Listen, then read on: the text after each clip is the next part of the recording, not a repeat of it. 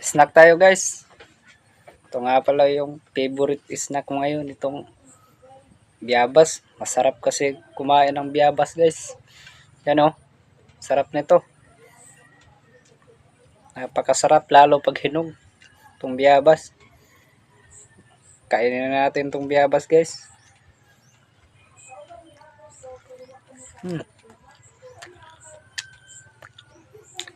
Ang sarap talaga ng biyabas. Lasang pait.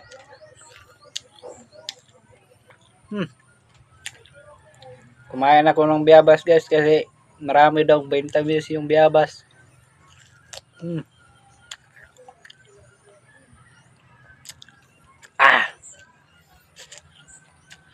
Sarap talaga ng biyabas guys. Hindi ko malimutan yung sobrang sarap.